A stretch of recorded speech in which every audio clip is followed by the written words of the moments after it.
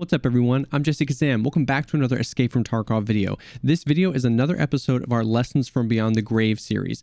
In this series, we take a look at a clip from my stream where I died, and we kind of break down the gameplay and we talk through what are some of the decisions maybe I made that were good, and what were some of the bad ones, and what we could take away from that and then use in the next encounter. I'm a huge proponent of being able to watch some of your own gameplay. I've got a few videos about why I think it's so important to be able to recall your own gameplay, even if you're not a streamer, and watch it back to help you figure out what went wrong, because a lot of times there's more to it than we see in the moment. So definitely check out those videos. I stream Escape from Tarkov on Twitch. All my links are down below. I'd love to have you stop by and say hey. And then we also have a Discord where you can hop in, ask questions, run some raids with people. It's an awesome place to be. But with all that out of the way, let's go ahead and dive right in.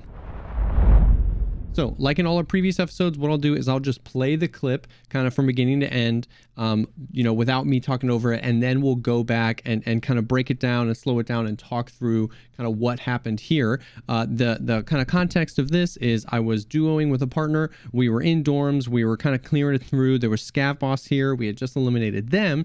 And we started hearing bushes outside and some metal staircase. My duo partner was up on the 3rd floor, and we were kind of strategizing about what to do, and you can see how they just ended up getting the drop on us. So I'm gonna go ahead and just roll the clip. Be prepared. They just come inside. I'm gonna shoot up here to make them think there's only somebody on 3rd. Okay. Oh, I'm dead. I'm so dead.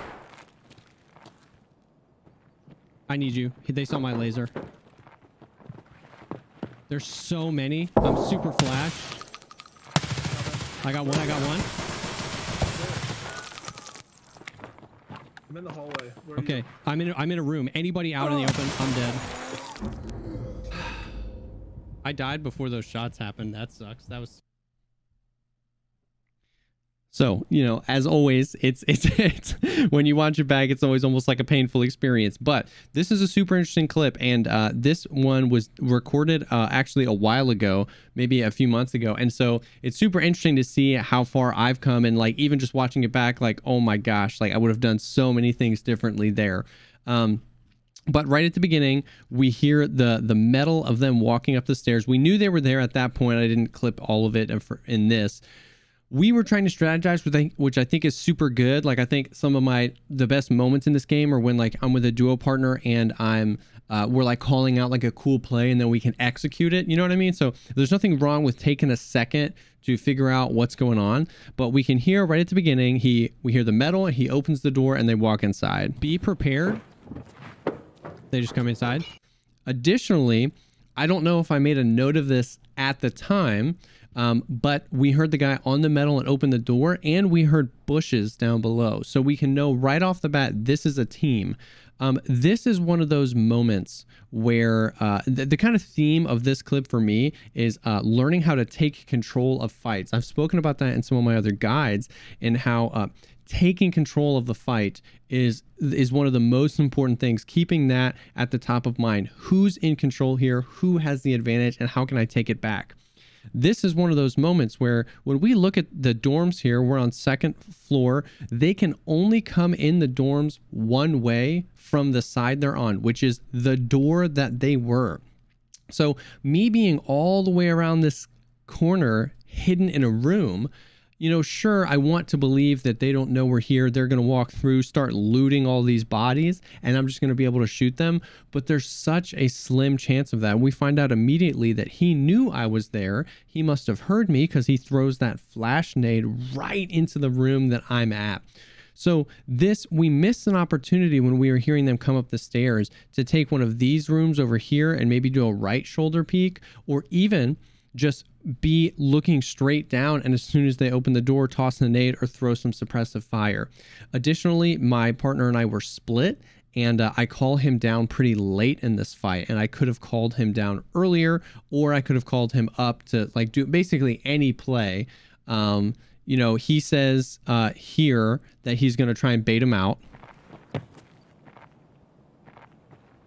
I'm gonna shoot up here to make them think there's only somebody on 3rd. Okay. So, which once again wasn't actually a bad idea, but we had underestimated how much they knew. right? We knew, and I've talked about this before, especially towards the late game, when if you're wearing contacts, you can assume they're wearing contacts. If you can hear them, chances are they can hear you. So I'm crawling around in here trying to make as little noise as possible, but somewhere along the way, they figured out what room I'm in. So he's shooting upstairs, and what that ended up probably telling him was that if there's a guy upstairs, he's distracted killing someone else, let's push this guy. So once again, I'm not taking control of the fight. I'm sinking back into this room, right, where there's only one way in and one way out. I'm giving them control of the fight. If I had, at this point, I'm basically 1v1ing or 1v2ing because my buddy's upstairs and they're danger close. And so that's where in the past I've talked about, especially when you're solo, taking control of a fight. Even if I had just pushed out and pre-fired and or something, anything to push them back while my friend either gets a secondary angle or can come down and start throwing nades or something. And I could have done that before, because at this point they're in. So if I do any of those things, they can hide in a room or anything like that. But I could have kept them outside while we figured out something to do. Now he gets a nade right in the door, which is great for him. If that had been a frag grenade, I was toast. I even say I'm dead here. Oh, I'm dead. I'm so dead. Now, I make a call that I need him because I think they've seen my laser. I didn't do like a full sprint or anything once they threw the nade, so I'm still in my mind like maybe he was just clearing a corner and he didn't know I was here. All of these things, I'm always trying to like justify. I find one of my biggest mistakes is I'm always trying to justify a thought that I had. I'm always like, well, if I can get them to not know we're here, this is going to be a great play. And instead of just like using my context clues and being like, okay, that's in fact not happening, I just kind of try and justify it. It's like, oh, he threw the nade in. Like I could have, there wasn't a whole lot I could do here because I was blind. But once again, I just keep sinking back. Instead of tossing my own nade out to maybe push them back and then get into a different room, I basically just sit in here and say, hey, can you help? Now, I did call out the fact that I had my laser along the wall. I'm not positive that they saw it, but just knowing that I put it out here, I was assuming he was around this corner looking down this hall, especially right after he tossed that flash. And this would have just 1,000,000% confirmed what I thought he was suspicious of, which is that I was in this room. Now the next few seconds actually play out a lot different than I thought, which I think also threw me for a loop because I was just expecting immediate death. I started calling out to my buddy, hey, come down. I wasn't sure where he was on third floor. My hope was that he was right at the staircase and he could basically jump down the staircase just firing, which would put pressure on these guys. That was like my Hail Mary hope. And I was unbelievably surprised that the guy that pushed this corner didn't kill me. So we can watch that again. I had just shown my laser. And he just kind of walks right up here. And I barely see him. I shoot a little bit and end up getting the kill on him. I'm super flash. That was kind of a combination of the laser helping me out. I was crouched and the laser helps my spread, and a lucky headshot on him. We saw him there, and I was just super surprised that he didn't push in, especially because he threw a flash, which meant if I was in there, I was blind, which I was basically blind, but we were able to get the lucky shot on him. Now, this guy that peeked around the corner had a pistol, so I thought maybe I had a chance. I did not have a visor on, and we unfortunately kind of got the brunt end of some desync here. So, you know, right here, let's watch that back, because going back to talking about taking control, let's watch this little exchange with that guy back. There's so many. I'm super flash. I got one.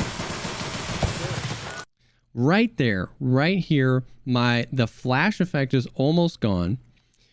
I know I killed this guy. He looks geared, and I know this guy has got a pistol. I've got an HK and pretty decent gear. Yep, my arms are blacked, but the flash grenade is almost worn off at this point. I should have pushed him. I should have pushed him. He knew where I was because he was taking shots at me. So he could do exactly what he did, which was kind of pre-fire that corner. He knew I was crouched. I mean, he got a look at me. He missed his shots because he was shooting here. I missed my shots because I was shooting here.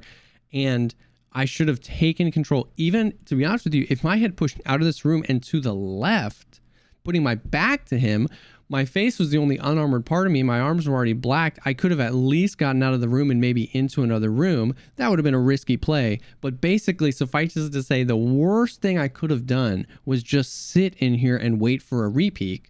There was a decent chance I could have got him. Unfortunately, in this situation, we can watch it back. I die before the bullets actually start taking place. I'm in the hallway. Where are Okay, you? I'm in a room. Anybody out in the open, I'm dead.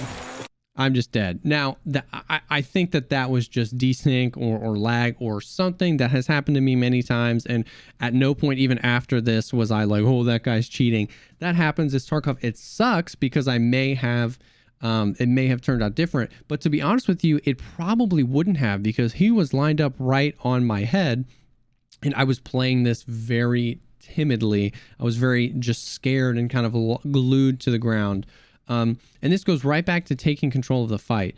I could have done a number of things, but even playing this way, I was able to eliminate somebody, and I could have taken back control. I could have had my buddy push earlier. We could have pushed out. Like I said, I could have kept them outside in the very beginning. There was a lot of different ways to do that. So I think this is a great example of that fact that I've talked about in other videos.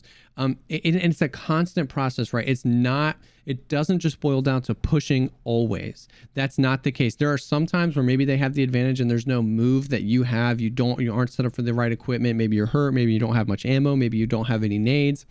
But this was the situation where, as we can see, there was plenty of opportunities for me to put them in a bad situation, right? If I push them way earlier in the clip and push them back out onto the stairs, they're exposed. We don't know what players are around. They're exposed basically in every direction on a metal staircase. And we could have held that and done something.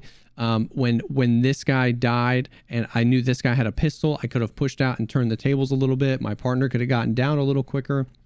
We had plenty of opportunities. So that's something that I've been working on a lot over the past few months. And it's so funny because watching this clip back almost like hurt me, watching it back and seeing some of these plays, because I'm thinking through what I would have done, you know what I mean, if I had come across the same situation now. But I hope that helps. You know what I mean? I'm always hoping that these videos in this series are helping you just kind of get into the thought process of someone who's trying to always break down what happened and figure out how to get better. I play completely different. This is almost like a completely different Escape from Tarkov player now. And so much of that is because on stream, we're constantly looking back at what happened when we died, trying to come up with other solutions, and then trying to implement them. It's not a one and done thing. It's not that this clip turned me around, but it's constantly, it's something that I've been trying to drill into my gameplay style over the past few months, is take control of the fight, be aware of who's in control, be aware of who's in the advantageous position. Sometimes you have to play from a disadvantage. Sometimes there's not a whole lot you can do. Sometimes when you have the advantage, it's all about how can I keep it before, how can I do something before I let the other person or the other team think and put a plan together. But this was just one of those perfect examples of something that I've been talking about on stream and in a few of my videos. So that's really it. I hope that this little breakdown of this small clip helped you kind of understand what I mean by that, and then maybe give some practical examples for how to do that with your own gameplay. As always, I highly recommend that you use NVIDIA Shadowplay, OBS, or anything that allows you to record a minute or two of gameplay. Just, we were only 30-45 seconds into this 90-second clip. And we were able to extract that much out of it. So thanks for watching this one, and hopefully this helps you set yourself up for success in the future as well. Thank you, as always, for taking the time to check out this video. If you have any questions about this video, or there's any guides you'd like to see me make in the future, drop a comment down below. Please like the video if you enjoy it, and think about subscribing for more Tarkov content like this. I'm always trying to create content that helps shorten the learning curve of the game and get you in the game having fun as soon as possible. Thank you again for stopping by, and I'll see y'all on the next one.